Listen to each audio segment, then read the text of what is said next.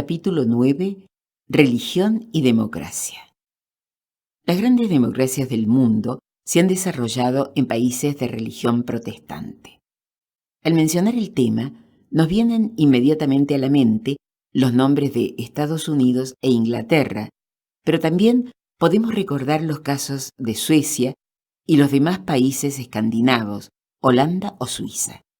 En estas naciones europeas, la tradición monárquica se ha combinado con el ejercicio de la representatividad política, de modo que la transición hacia las formas modernas de la democracia se ha dado sin mayores sobresaltos ni alternativas.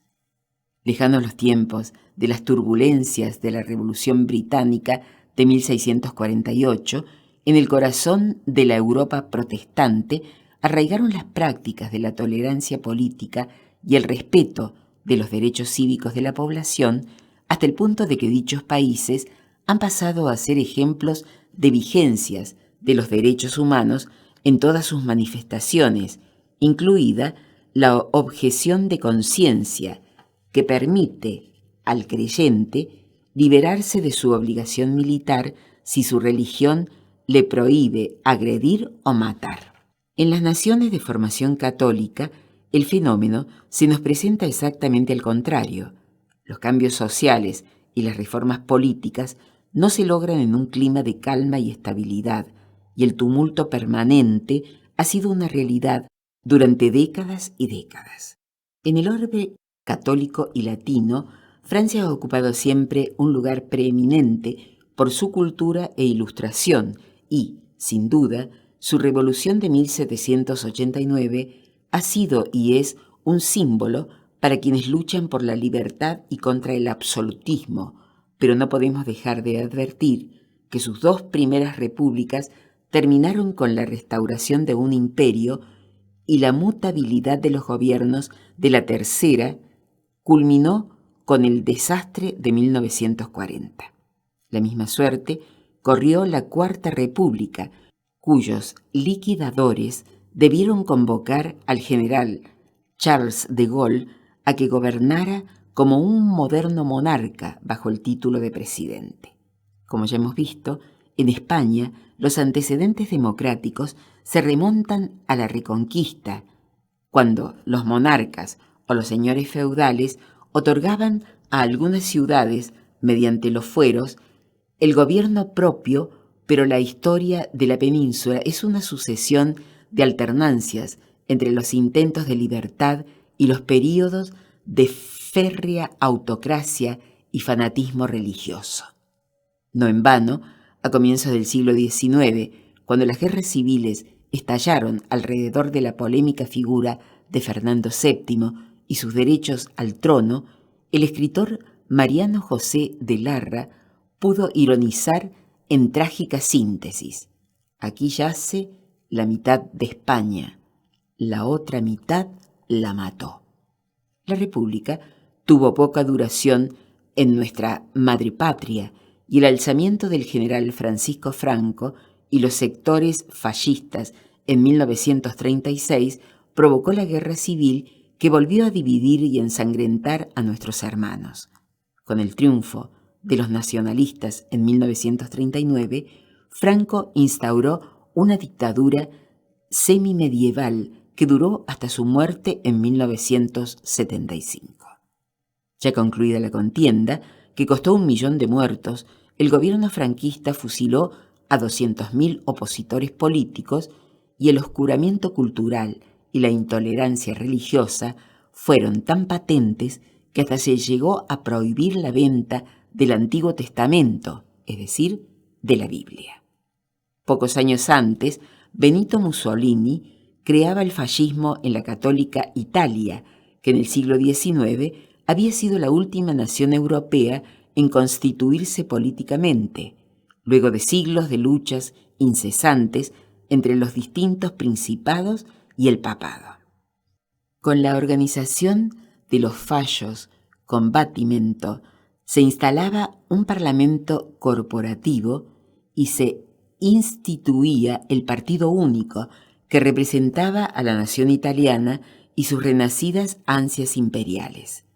Quien estuviera en contra del movimiento estaba contra Italia, de modo que el término totalitario pasó a tener una siniestra vigencia. A los disidentes se les administraba aceite de ricino y el crimen político fue también un recurso de la intolerancia. En Portugal, los 40 años de dictadura de Oliveira Salazar contemplan la moderna trilogía católica del autoritarismo de este siglo en la Europa occidental. En la América Latina, las excolonias españolas adoptaron la forma republicana desde comienzos del siglo XIX, pero sabemos muy bien que la historia de nuestros países estuvo manchada por los conocidos pronunciamientos de militares salvadores y las dictaduras castrenses fueron una realidad más concreta que las formas democráticas.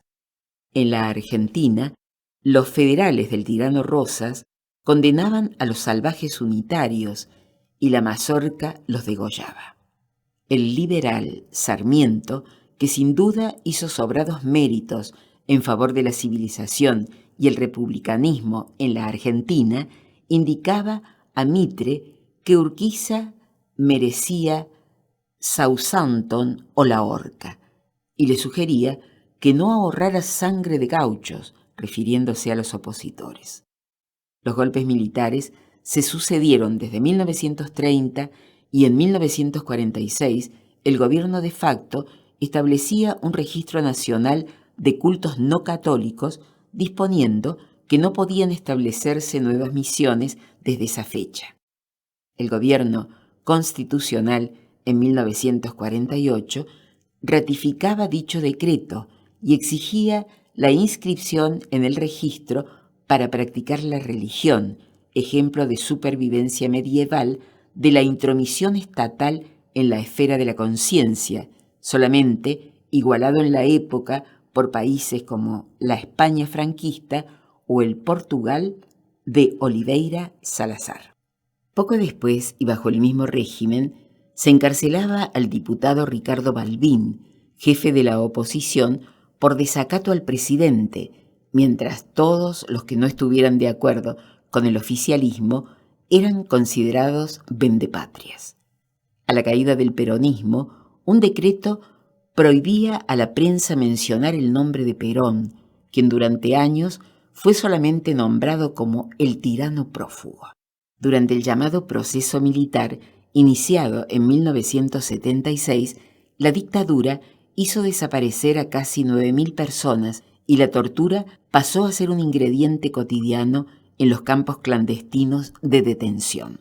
Las narraciones de los sobrevivientes compiladas ante los organismos internacionales y en el libro oficial Nunca Más demuestran que los refinamientos de la crueldad superaron, no en cantidad, pero sí en calidad, los atroces métodos usados por los nazis en los campos de concentración. En su libro Siglo de caudillos, Enrique Krause ha resumido admirablemente las dificultades mexicanas posteriores a la independencia, al observar que el poder tradicional, jerárquico, confesional, patrimonialista de la corona se había perdido, mientras el sistema moderno, republicano, representativo, laico, no se consolidaba, sino que se prostituía en asambleas o se doblegaba ante las armas.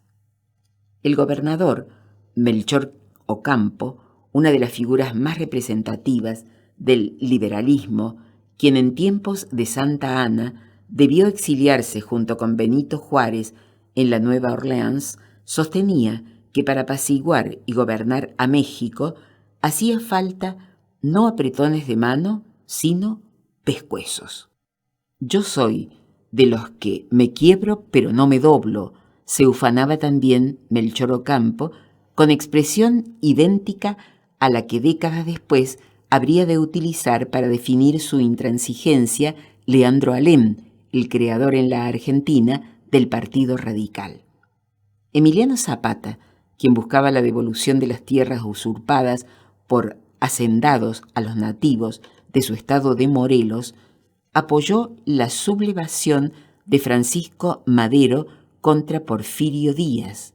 Al llegar Madero a la presidencia, se levantó en armas contra él. Cuando Huerta derrocó a Madero y se proclamó presidente, también lo combatió y apoyó a Venustiano Carranza. Pero al producirse la victoria de Carranza y su elección como primer jefe, Zapata se volvió contra él y comenzó a combatirlo junto con Pancho Villa. Fue asesinado en una emboscada por las fuerzas carrancistas y su nombre pasó a la leyenda como un idealista precursor de una reforma agraria que aún hoy sacude y produce violencia en el convulso México. No hacen falta mucho más ejemplos que los que hay para reconocer que quienes vivimos en países de tradición católica parecemos tener una cierta incapacidad para vivir en un clima de tolerancia, respeto recíproco y autogobierno. Los Estados Unidos participaron en las 2 primeras guerras mundiales y a ningún grupo se le ocurrió decir que, dada esa situación de emergencia, no se podían hacer elecciones hasta que terminara la contienda. En la Argentina de 1976, la existencia de grupos guerrilleros absolutamente minoritarios determinó que las Fuerzas Armadas se hicieran cargo del poder y violaran sistemáticamente no solo las garantías cívicas, sino también los derechos humanos más elementales ante la complacencia de la población. Cuando la democracia retornó en 1983 y se juzgó a los comandantes en jefe, los inculpados manifestaron que habían reprimido en esa forma porque el gobierno constitucional de 1975 había ordenado aniquilar la subversión. Otro intento de exculpación para la tortura fue decir que se había tratado de una guerra, aunque durante la dictadura se había negado a los guerrilleros la condición de beligerantes y se obligaba al periodismo a llamarlos delincuentes subversivos. Se olvidaba, dentro de ese trágico sainete de contradicciones, que no puede ocultar la realidad de una sociedad bárbara, que incluso la guerra tiene sus normas y que la Convención de Ginebra de 1948 impide los malos tratos a los prisioneros. Estas dificultades de los católicos para practicar la democracia y esta aparente disposición para la misma que poseen los protestantes, ¿tienen alguna relación con las doctrinas religiosas? El punto no es de fácil dilucidación. En primer lugar, porque no es posible hablar de una doctrina protestante, desde que una de las cosas que caracterizan al protestantismo es, precisamente, la diversidad y multiplicidad de sectas que lo componen, por razones que luego mencionaremos. En segundo término, porque en tiempos del cisma y la consolidación de estas religiones, la principal preocupación de reformados y católicos era la salvación del alma, mucho más que las doctrinas políticas o el desarrollo del capitalismo, cuestiones estas que se trataron muchas veces de modo incidental. No obstante ello, podemos distinguir entre los protestantes al respecto 3 grandes tendencias.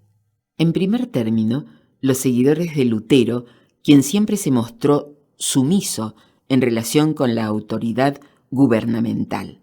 Así como Lutero manifestaba que Dios le había dado al cristiano un trabajo profesional y éste debía aceptarlo resignadamente, también expresaba que debía someterse al poder político, bueno o malo, que le había sido instituido por la divinidad.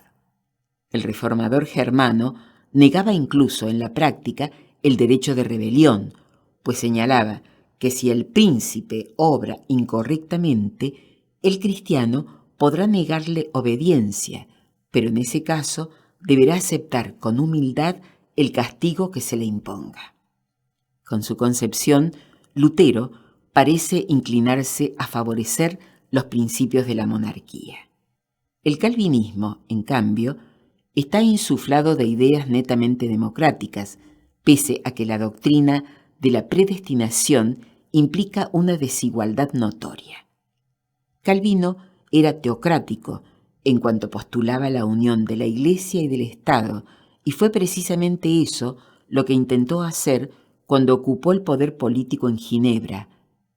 Pero, como para él la Iglesia no debía tener una organización jerárquica ni vertical, sino democrática y horizontal, en su libro Institución Cristiana realiza un elogio encendido de los principios republicanos, al considerar que los fieles son personas semejantes que se unen para adorar a Dios y deben organizarse ellos mismos sin autoritarismos. El reformador francés estaba adelantándose a las ideas igualitarias de la Ilustración. Este pensamiento democrático fue desarrollado aún más por las sectas disidentes que surgieron del propio calvinismo. Los puritanos, congregacionalistas y presbiterianos, tercera gran tendencia protestante, no solo pregonaron estas ideas de igualdad, sino que establecieron y sostuvieron que ninguna autoridad personal ni estatal tiene derecho a forzar la conciencia de sus semejantes ni a entrometerse en sus convicciones religiosas. Perseguidos en Inglaterra por los anglicanos, los disidentes postularon que el cristiano debe solamente obediencia a Dios y puede organizarse como quiera para practicar su culto. Imbuidos de este ideario religioso fueron puritanos y congregacionalistas los peregrinos que cruzaron el Atlántico en 1620 para establecer la primera colonia inglesa de Massachusetts, y el pacto que firmaron al desembarcar en Mayflower, que ya hemos mencionado, fue la transposición al terreno político de los principios religiosos de igualdad y tolerancia en los que querían vivir y por los cuales habían emigrado de Inglaterra. Sobre estos preceptos se edificó la sociedad norteamericana por hombres que se consideraban aptos para administrar sus destinos en el plano espiritual y gubernamental. ¿Y la doctrina católica sobre los regímenes políticos? Santo Tomás consideraba que la democracia es el sistema más apto para promover el bien, y muchos pensadores católicos y encíclicas papales, sobre todo en los últimos tiempos, la han postulado como modelo por seguir y practicar. De lo expuesto surgía que no exactamente en las posturas y opiniones expresadas sobre el orden político adecuado donde encontraremos la clave para comprender la distinta aptitud de católicos y protestantes para la práctica del sistema representativo. En efecto, los escandinavos pertenecen a la vertiente luterana, no obstante lo cual han desarrollado democracias estatales y eficientes. Tampoco parece estar el secreto en el tipo de organización interna de cada religión, puesto que tanto anglicanos como católicos tienen una estructura doméstica jerárquica, pero son muy distintos en cuanto al cultivo político de las prácticas y valores de la convivencia democrática. El elemento decisivo debe encontrarse en el modelo de personalidad, en el tipo de hombre, en la clase de estructura psicológica que fue creada por el espíritu de la Reforma. En primer lugar, debemos notar que el protestantismo liberó al cristiano de toda tutela de tipo religioso.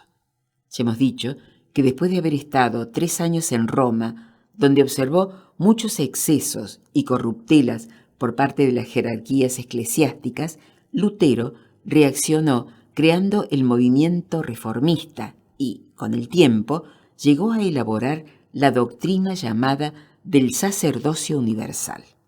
Esta señala que no son los frailes, los obispos ni el papa quienes deben indicarle la verdad al hombre, sino que éste debe buscarla directamente sin ningún tipo de intermediarios, en la palabra de Dios volcada en el Antiguo y en el Nuevo Testamento.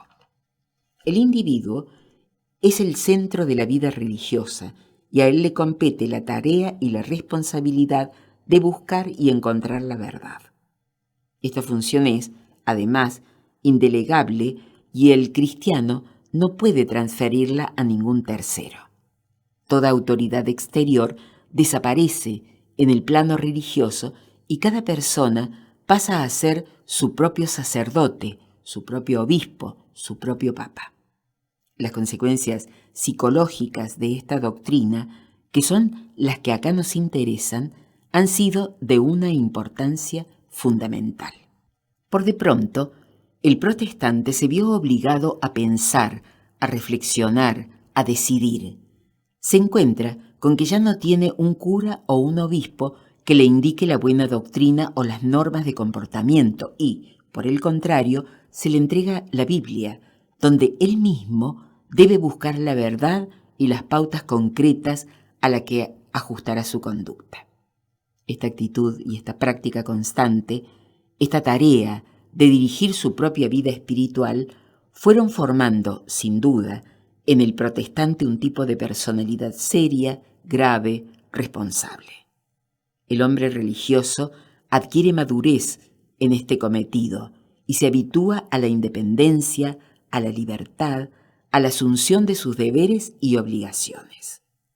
En el trabajo solitario e incluso tensionante de bucear en la palabra divina para elaborar sus propias normas, el reformado irá encontrando y forjando una dignidad y una nobleza que, precisamente, lo impulsan a cumplir sus deberes. La conciencia, para el protestante, pasa a tener entonces un valor muy particular y muy distinto del forjado por el catolicismo. El reformado tiene una mente que elabora normas, una conciencia legislativa o pretoriana, para decirlo en términos jurídicos, que nos vienen desde el derecho romano. Y precisamente porque el protestante crea sus propias reglas o códigos de conducta, la violación de los mismos le resulta muy difícil y dolorosa, pues su incumplimiento llega a entrañar un desgarramiento de su propia personalidad, ya que él mismo es quien deberá decidir si puede divorciarse o no, si puede o no controlar la natalidad. Una vez que haya elegido su camino, tenderá a seguirlo con naturalidad y rectitud. La conciencia del católico, en cambio, funciona más bien como un órgano de control del cumplimiento de normas que le son dictadas desde afuera. La autoridad religiosa le indica si puede divorciarse o no, si puede controlar la natalidad y hasta solía decirle qué libros podía leer y qué películas podía ver. La conciencia, entonces, más que elaborar reglas concretas de comportamiento, se limita a verificar o registrar si hemos cumplido con las que nos marca la jerarquía externa. Posiblemente sea por esta circunstancia que los católicos somos tan propensos a la violación de las normas. No la hemos elaborado nosotros, sino que nos vienen del exterior, y muchas de ellas son de complicado o difícil cumplimiento. Y, si no las observamos, también de afuera nos vienen el perdón a través de la absolución que nos administra un sacerdote, alivio espiritual que los protestantes no tienen. ¿Cuántas veces en nuestra infancia habremos dicho, ¿hago o no hago tal cosa?, para luego culminar y lo hago, total, después me confieso, ejercitando un mecanismo psicológico que consiste en eludir nuestra responsabilidad y simultáneamente transferir nuestras culpas hacia afuera. La creación exterior de reglas apareja también otra impronta. La misma autoridad eclesiástica que las elabora, crea excepciones y dispensas que, con el pretexto de adecuar las normas a casos especiales, van favoreciendo el clima para su incumplimiento. Debe ayunarse en Cuaresma, pero los ancianos, los niños, los enfermos y los soldados están exceptuados. No se permite el divorcio, pero el matrimonio puede anularse en tales y cuales situaciones. Sin duda alguna, el espíritu de los católicos se va acostumbrando al casuismo, en cuyo desarrollo y perfeccionamiento los jesuitas llegaron a mostrar una habilidad y refinamiento curialescos de ribetes casi florentinos. Esta normatividad externa y la presencia de autoridades jerárquicas que le indican el camino, piensan por él, reflexionan y disponen por él, indicándole qué actitudes deben adoptar y cuáles no, e incluso lo perdonan desde arriba cuando infringe las reglas, hacen que el católico viva en la esfera religiosa sujeto a tutelas. Por eso, mientras el protestante tiene el modo de actuar, las maneras de ser y las actitudes propias de las personalidades fuertes, vigorosas, acostumbradas a decidir, el católico va formando un temperamento débil, más bien sumiso, habituado a buscar fuera de sí mismo la solución moral de la situación que enfrenta. Miembro de una iglesia jerárquica e incluso autoritaria, cuya organización interna se asemeja a una monarquía, su carácter se ve restringido en su crecimiento por las limitaciones y reglamentaciones que aquella va marcando. Por lo pronto, la Iglesia romana no indica a los católicos que debemos buscar la salvación dentro de ella. La frase extra ecclesiam nulla salus, fuera de la Iglesia no hay salvación, resume muy bien este concepto. Y permaneciendo dentro de la misma, el católico se acostumbra a descansar en todas las decisiones importantes e incluso en las pequeñas, como era en nuestra infancia la concurrencia a ver determinada película en la opinión del sacerdote, el obispo o la comisión religiosa de calificación cinematográfica. No es de extrañar entonces que, aun cuando el espíritu de las prácticas religiosas se vayan atenuando, el hombre de formación católica posea insuficiente desarrollo de su personalidad, que lo hace parcialmente inepto para vivir en democracia. El ánimo crítico o independiente del católico se va formando en contra de las reglamentaciones o indicaciones de la jerarquía eclesiástica. Es en la rebeldía o en la resistencia contra esas normas o autoridades donde el católico va modelando su personalidad. No es casual que la figura prototípica del laico, del libre pensador, un buen ejemplo es Voltaire, haya surgido en los países católicos como Francia y no en naciones de tradición protestante. Es que en estas comunidades no hay, precisamente, autoridades jerárquicas ni tutelas contra las cuales reaccionar. Simplemente, cuando algunas personas religiosas tienen pensamientos u opiniones afines, forman su propia secta o grupo sin que nadie se oponga, escandalice ni los anatemice, por cuanto eso es la consecuencia natural de la doctrina del sacerdocio universal y la libertad de conciencia que ella consagra.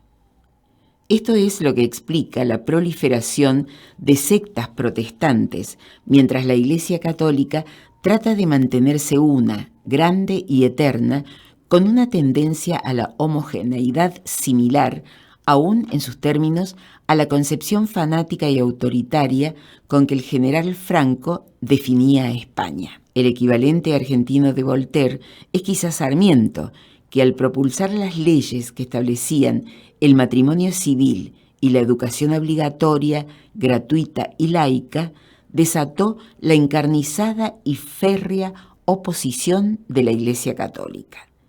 El vicario Jerónimo Clara, sucesor de Fray Mamerto Esquiú en la diócesis de Córdoba, prohibió a sus feligreses enviar a sus hijos a escuelas donde enseñaran maestras protestantes, a pesar de que el gobierno garantizaba que no se predicaría dicha religión y hasta había pedido a las autoridades eclesiásticas que enviaran docentes para divulgar la doctrina católica. El obispo de Salta directamente prohibió la asistencia a misa a las alumnas de las escuelas normales, establecimientos laicos donde se formaban las maestras. Como parte de este conflicto, el presidente Julio Roca expulsó del país al nuncio papal. En México fue Benito Juárez que, por su sangre indígena, encarnaba algo así como un misticismo del poder, según lo define Krauss, quien aplicó la piqueta de las leyes de reforma que había ideado Melchor Ocampo. Como ya hemos visto, las resistencias de los sectores clericales a las transformaciones republicanas fueron todavía más cerradas y violentas. Casi todos los obispos fueron deportados y hubo santos decapitados y escenas parecidas a la de la Revolución Francesa. Más allá de la defensa de sus privilegios como religión única y oficial, que incluían el monopolio de la educación y los registros de nacimiento, casamiento y defunciones, la Iglesia disputaba el derecho a ejercer su tutela espiritual sobre los hombres que indudablemente limita y atenúa la disposición crítica e independiente de los ciudadanos. Mientras, para los protestantes, el disenso es natural, para el católico implica un esfuerzo de personalidad, una tensión que trata de vencer la coraza de reglamentaciones que lo agobia. De ahí, quizás, que el pensamiento católico libertario parezca agresivo y hasta anárquico. Es la reacción de la independencia que debe superar a una fuerza igual y contraria que se ejerce sobre su autonomía. No es casual que en la Revolución Francesa los sectores republicanos y progresistas debieran luchar contra el clero. En el Río de la Plata, en los sucesos del 25 de mayo de 1810, los tres obispos que existían en el virreinato, los de Buenos Aires, Córdoba y Salta, estuvieron en contra del movimiento patrio. Fenómeno similar ocurrió en las restantes colonias españolas de América. En los Estados Unidos, en cambio, donde el pacto político inicial se basa en la necesidad de representar las creencias religiosas de cada uno, y este es el fundamento del Estado, para lograr la independencia de Inglaterra no fue necesario vencer a ninguna jerarquía ni tutela confesional, ni en el plano gubernamental, porque no había ni hay unión de la Iglesia con el Estado, ni en el plano personal, porque los principios liberales de la doctrina del sacerdocio universal habían dotado al individuo de independencia y espíritu crítico, y quien es libre para pensar y obrar en el terreno religioso suele serlo igualmente en todos los campos. Hemos entrado ya en el meollo del fenómeno religioso que puede ayudar a explicar la incapacidad que hemos tenido o tenemos los católicos para vivir en democracia. La práctica del autogobierno o régimen representativo requiere hombres acostumbrados a actuar libremente y que, además o como consecuencia de ello, tengan un acendrado sentido de la responsabilidad. En cuanto al criterio de libertad, se nos podrá decir que dentro de la Iglesia es admitido el pluralismo y por eso pueden convivir en su seno tanto los sectores ultraconservadores como los progresistas. Si bien es cierto que han existido y coexisten grupos muy diferentes, no es menos cierto que todos los sectores reclaman siempre para sí la exclusividad de la ortodoxia y de la verdad, y recurren a tal o cual encíclica o documento para justificar su creencia de que ellos son la verdadera Iglesia. Esto es tan aplicable a los renovadores como a los máximos tradicionalistas, y entendemos que confirma el fenómeno psicológico que hemos intentado describir. El católico debe buscar o corroborar su verdad en una autoridad exterior y superior, más que en el marco de una reflexión o decisión íntima. su opción o lineamiento es correcto porque lo respalda tal papa o tal encíclica, más que por ser el fruto de una convicción autónoma, madurada y propia. Hemos visto que la responsabilidad, elemento esencial para integrar una comunidad civilizada y democrática, suele nacer precisamente en los ambientes libres como causa y consecuencia de la libertad. Cuando los padres o maestros comenzamos a dar libertades a nuestros adolescentes, estos empiezan a experimentar un sentimiento de independencia, de dignidad, que los obliga a actuar con responsabilidad y seriedad. Esta sensación de autonomía, de poder, lejos de inducir a los jóvenes a los desbordes, por el contrario, genera en ellos el deseo de responder a esa libertad con un proceder maduro y recto. Este sentimiento colectivo de responsabilidad es absolutamente indispensable para poder vivir, no solamente en sociedades prolijas y ordenadas, sino también en comunidades democráticas que pueden autogobernarse. Si queremos una ciudad limpia, debemos tener la responsabilidad de no ensuciar. Si queremos una urbe ordenada, debemos tener el cuidado de ser prolijos en todos los actos de nuestra vida. Y si queremos una comunidad democrática que se rija a sí misma, debemos tener la responsabilidad de cumplir las leyes y los deberes cívicos que la convivencia nos impone. Como decían los clásicos, debo arrodillarme ante las leyes para no tener que prosternarme ante ningún tirano, porque la democracia no es otra cosa que la práctica continuada de la autolimitación. Si no estamos dispuestos a cumplir las normas ni a comportarnos con pulcritud, ya vendrá algún dictador que, con el pretexto de poner orden, calcule nuestras libertades y nos suma en los excesos y la corrupción que los gobiernos totalitarios suelen engendrar. Observando la sociedad política de los Estados Unidos, alguien dijo que la Estatua de la Libertad, que está en la entrada del puerto de Nueva York, debería ser complementada con un monumento a la responsabilidad, porque es precisamente el espíritu responsable de los norteamericanos el que les permite vivir con libertad y haberla mantenido ininterrumpidamente durante 2 siglos.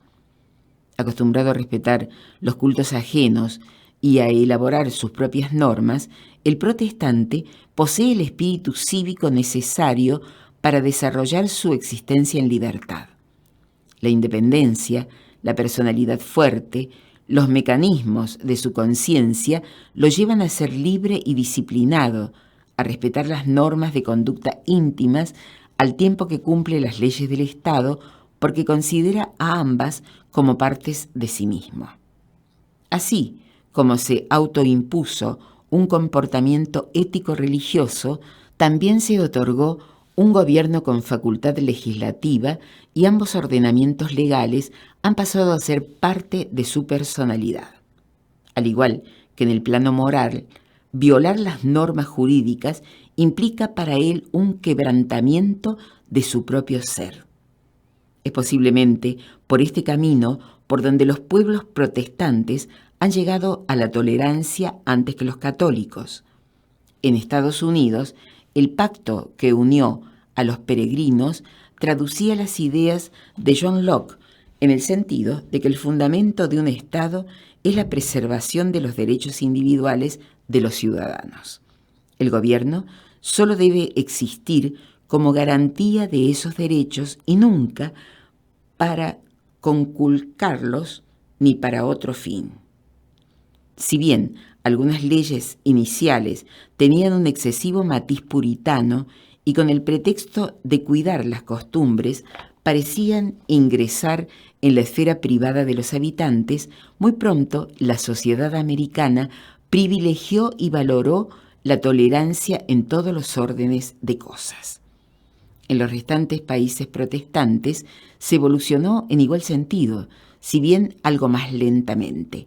Calvino llegó a quemar en la hoguera a Jean Servet por haber negado el dogma de la Santísima Trinidad, pero con el paso de los siglos, los países reformados llegaron a ser los más adelantados en materia de tolerancia, que es una de las características necesarias para poder vivir en libertad y democracia. A través del ejercicio y la interacción de estos tres elementos, libertad, responsabilidad y tolerancia, el hombre protestante parece ser el individuo ideal para desarrollarse en democracia. ¿Tenemos los pueblos de origen católico ese espíritu? Con relación a la libertad, ya hemos dejado puntualizado que el católico es en principio un ser tutelado, que nace y vive bajo la sujeción a la Iglesia y se acostumbra a actuar con esas restricciones que le vienen de afuera. Es un hombre obediente a la autoridad eclesiástica y habituado a atemperar su crítica. Hijos fieles y sumisos a la Iglesia es un elogio habitual del Vaticano a los hombres de Estado de países católicos.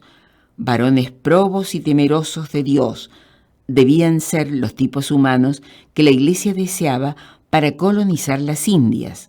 En ningún caso se buscaba la altivez ni la dignidad, sino la docilidad y el temor.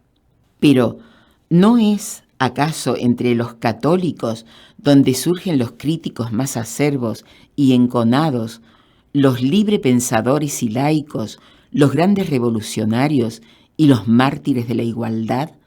En alguna medida, sí. Pero una cosa es la actividad espontánea, natural, de quien ha hecho un hábito de la libertad y la ejerce como cosa impensada y fluida, y otra distinta es el rasgo de independencia que nace como reacción contra el permanente despotismo. Sabemos que la verdadera educación es la que se brinda no con las palabras, sino con las actitudes y el ejemplo. Pero también esta educación por la conducta se expresa a veces en forma negativa. El hijo del borracho se hace abstemio y el discípulo del libertino se hace austero. En el plano de las reacciones negativas, podemos anotar la conducta de aquellos que son educados en la sumisión y, de golpe, explotan en gestos libertarios. Acosado por restricciones y agobiado de tutelas, el católico se rebela un día contra las normas y pretende romperlas todas, aun las constructivas y valederas. Enfermo de reglas, se levanta contra todo control y rechaza cualquier orden pretendiendo vivir sin disciplina. Felipe II quiso hacer de España la nación más católica del orbe y la convirtió en la tierra clásica de la anarquía. La vida del hombre católico parece ser una oscilación permanente entre la obediencia y la rebeldía, entre la mansedumbre intelectual y las violentas explosiones del libre pensamiento. Quizás sea por eso que la historia de España y los países latinoamericanos, o la de Polonia u otras naciones de la misma religión, sea la crónica de la inestabilidad y la variación entre estos extremos. Todos parecemos tener el valor y la actitud del gesto heroico contra la tiranía, pero pareciera que nos falta la constancia cotidiana para el ejercicio de la libertad. Nos cuesta pasar de la protesta a la propuesta, como dice Marcos Aguinis. Tenemos la fuerza para derrocar al despotismo, pero carecemos de la disciplina para conservar la independencia. La falta de responsabilidad, asimismo, parece provenir de este acostumbramiento a la tutela, de esta conveniencia a la sumisión. Si las normas no las hacemos nosotros, si nos son impuestas, ¿por qué tenemos que respetarlas y preservarlas? Lo hacemos mientras nos pueden ver y castigar, y solo por eso. A veces, cuando nos acobardan las tantas restricciones y reglas, nos rebelamos violentamente y desconocemos todo orden. Por una vía u otra, la responsabilidad no existe, o rechazamos sordamente un plexo normativo que nos viene de afuera, o lo rompemos violenta y abiertamente. Sea como fuere, se trata de una actitud de indiferencia y hostilidad hacia un ordenamiento que nos pertenece en el fuero íntimo que no es nuestro. La carencia de responsabilidad suele expresarse también en los planos más modestos. Los hispanoamericanos, por ejemplo, consideramos que las ciudades deben estar limpias, pero creemos que esa es una labor de los gobernantes y que nada tenemos que ver nosotros con ello. En general, todo es responsabilidad del Estado o los gobiernos, mientras los ciudadanos no tenemos ninguna obligación. Y como todo debe venir de afuera, de esferas superiores, también esperamos que desde allí nos vengan salvaciones, más que soluciones, como gráficamente lo ha expresado Aguinis.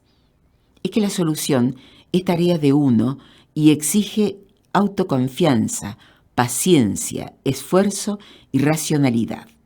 La salvación, en cambio, es labor de otro y no impone trabajo, sino suerte o la obra de un Mesías.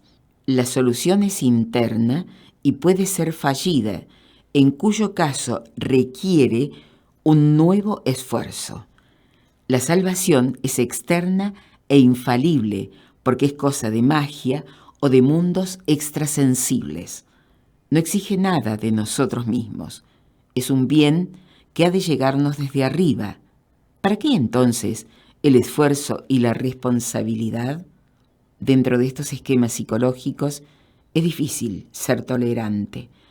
Para poder entender en plenitud la intolerancia que parece caracterizarnos a los hispanoamericanos, es preciso remontarnos a la historia de España muchos siglos antes del advenimiento de la Reforma. El hecho que singularizó el devenir de España y la distinguió de las otras realidades europeas fue, sin duda, la invasión de los moros. Considerándose un profeta más de la tradición judeo-cristiana, Mahoma creó en Arabia, a principios del siglo XVII, su propia religión monoteísta que terminó llamándose Islam, que significa sumisión a Dios. Una característica del aislamiento fue que su difusión se realizó más que a través del pacífico adoctrinamiento por medio de guerras religiosas que protagonizaron exitosamente primero Mahoma y luego sus sucesores, los califas.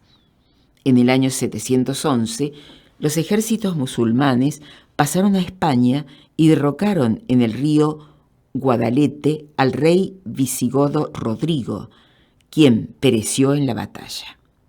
En poco tiempo más, ocupaban casi toda la península, que pasó a ser un emirato dependiente del califa de Damasco. La intransigencia y el fanatismo religioso de los moros parecen haberse atenuado algo en España, en cuyas ciudades convivieron los judíos y cristianos, llamados estos últimos mozárabes. Los españoles, celtas e íberos romanizados, y luego invadidos por los visigodos, con quienes se habían integrado y compartían la religión cristiana, se refugiaron en el norte e iniciaron de inmediato la reconquista, que duró casi 8 siglos. En ese proceso de reconquista militar, más que en la convivencia o el contacto con los musulmanes, el cristianismo hispánico parece haberse imbuido de un fuerte sentido bélico y militante cuyos rasgos aún existen.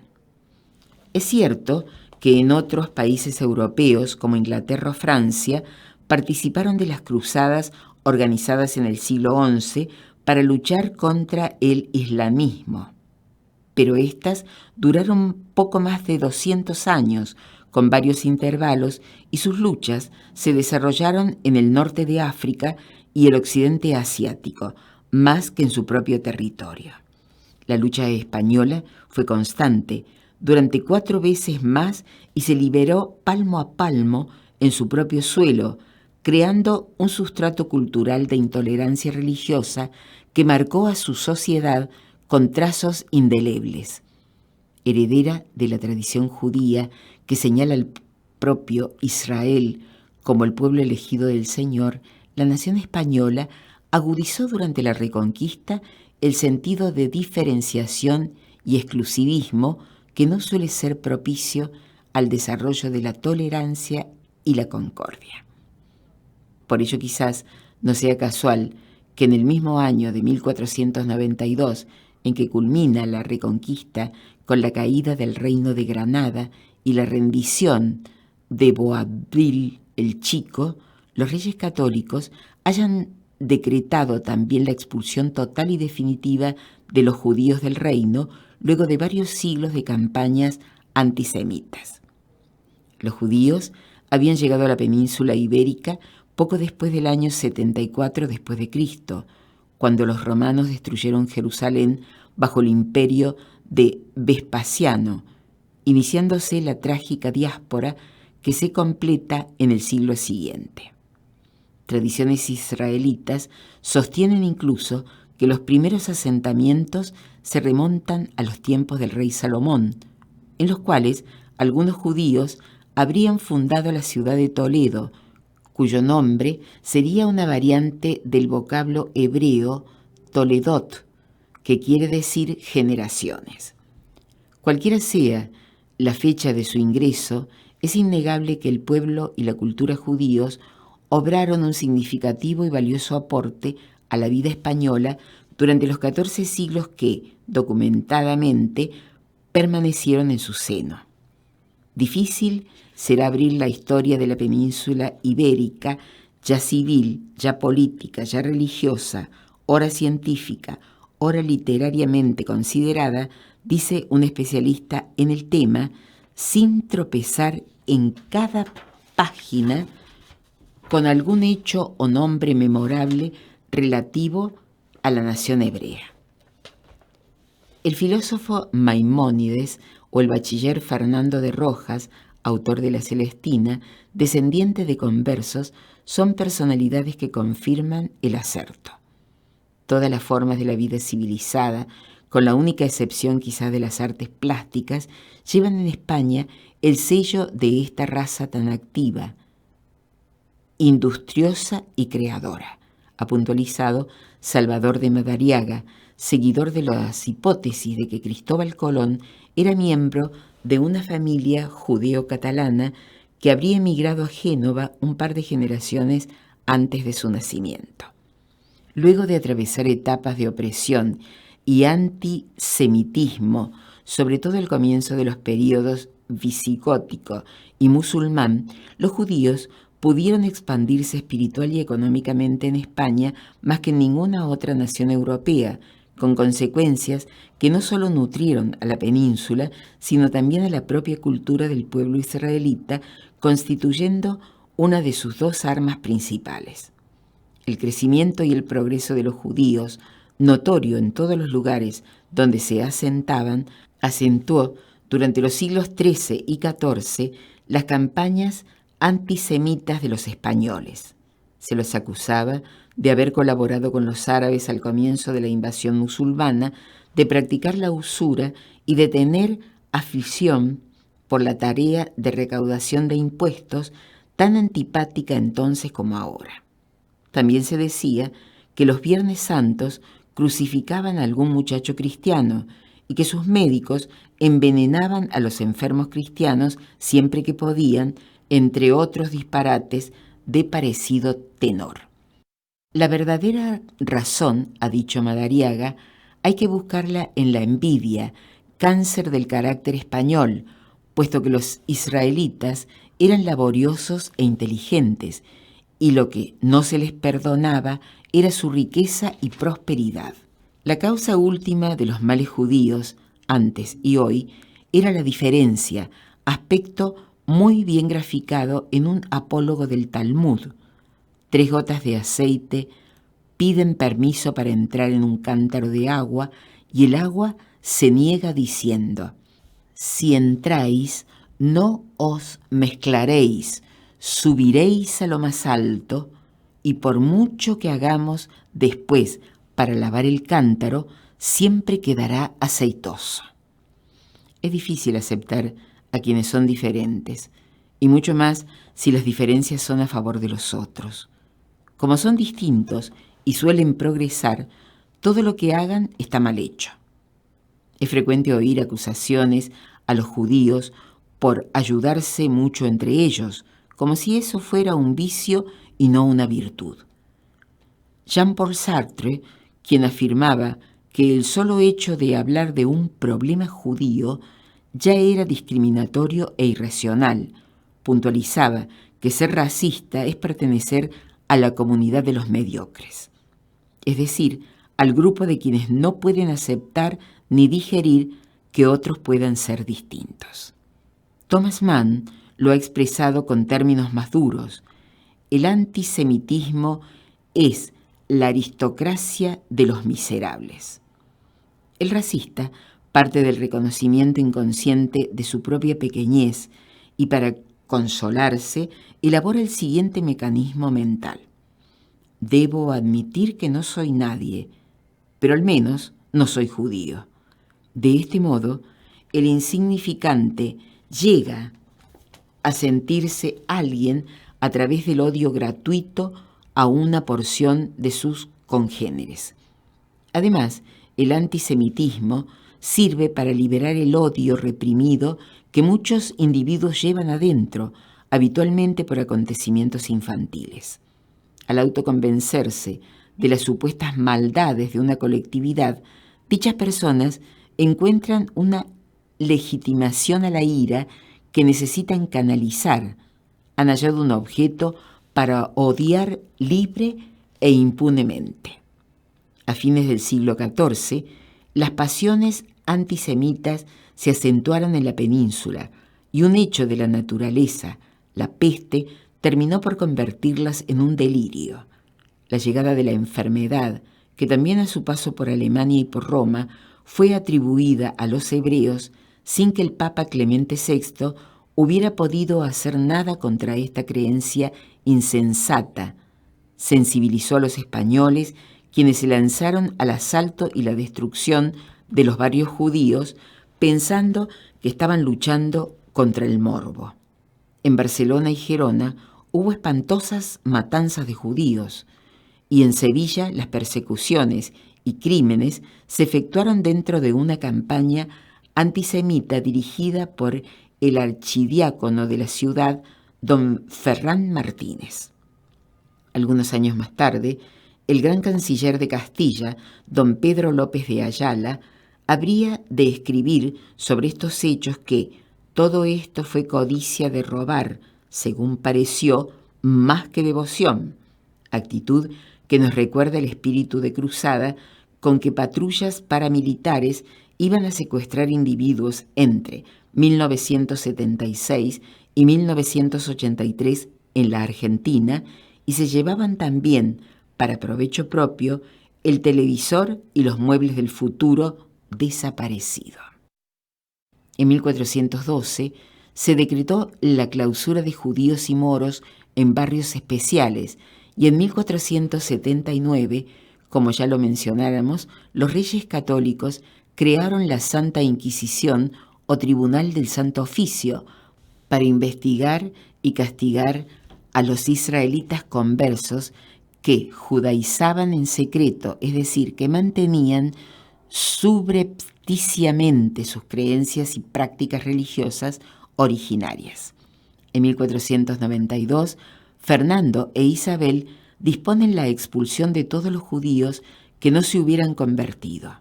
Ya no quedan moros ni israelitas, somos todos cristianos.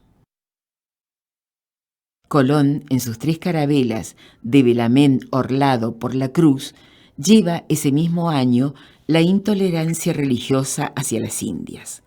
Con la unificación confesional que operan los reyes católicos, más la política de evitar la contaminación con el protestantismo que se desarrolla en las siguientes décadas en los restantes países europeos, se acentúa en España, tanto en lo político como en lo psicológico, la idea resumida en la frase que afirma que el católico es duro con el hereje, pero benévolo con el pecador.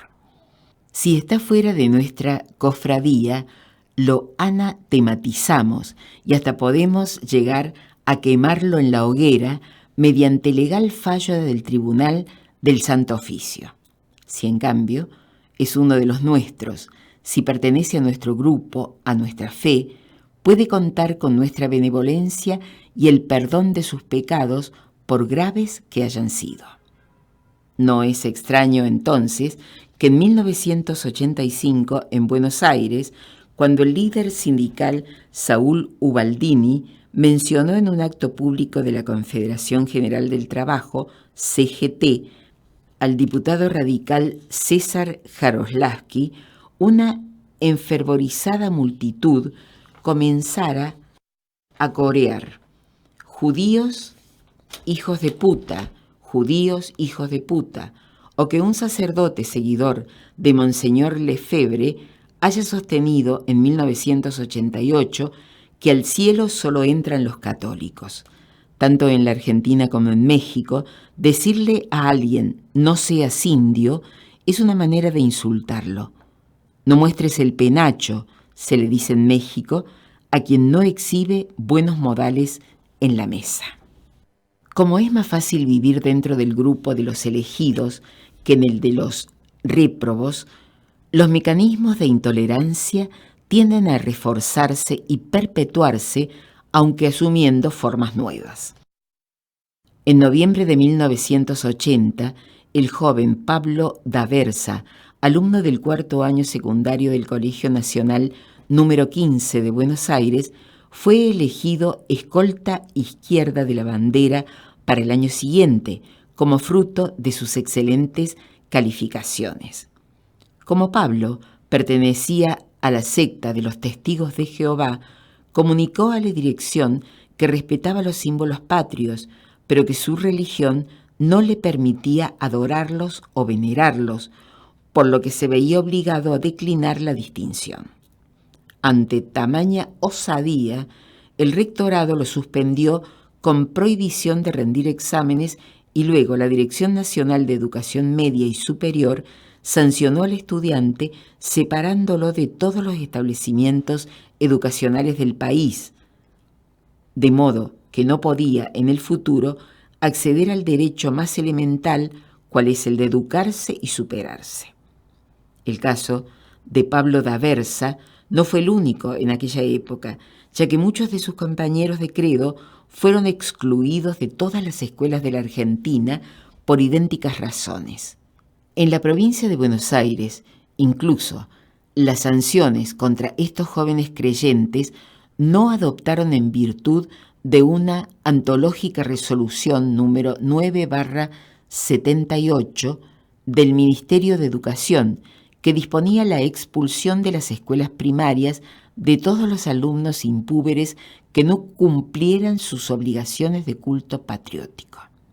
Un criterio similarmente rígido sostuvieron en Argentina los opositores al divorcio vincular, ya que esta institución fue introducida recién en 1987 por la Ley 23.515, luego de una efímera y frustrada instauración entre 1954 y 1956, de tal modo que los adversarios de la figura entendían lógico obligar a todos los habitantes a privarse de ella.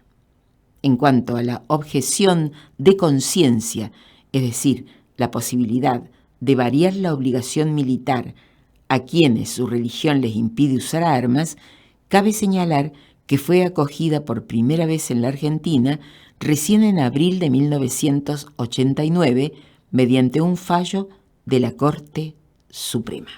Es innegable que en España y los países católicos que hemos mencionado en este trabajo, y aún en aquellos en los que no hicimos hincapié, como Polonia e Irlanda, se ha vivido y se vive en una incesante lucha por la libertad que parece hoy consolidarse en muchos lugares. Italia es democrática desde fines de la Segunda Guerra. Francia se ha estabilizado después de De Gaulle. España se encuentra en una singular transición hacia la democracia, proceso que también existe en Portugal, la Argentina y otros países latinoamericanos. Mas no podemos desconocer que sin espíritu personal de autonomía, sin sentido de responsabilidad y sin acendrado criterio de tolerancia por parte de la mayoría de nuestros habitantes, la historia secular de nuestras sociedades ha mostrado heroicos movimientos para conseguir la libertad, pero dificultades posteriores para mantenerla. Rebeldías ejemplares en contra del autoritarismo, pero incapacidad para ejercer y conservar la república. Hemos llegado así a elaborar una especie de amor platónico por la democracia. La amamos, pero no la poseemos. La deseamos, pero la mantenemos lejos. La práctica del autogobierno y la comprensión de nuestra estructura de pensamiento y su relación con nuestros orígenes históricos ayudarán, sin duda, en el complejo camino hacia los goces más amplios de la vida cívica.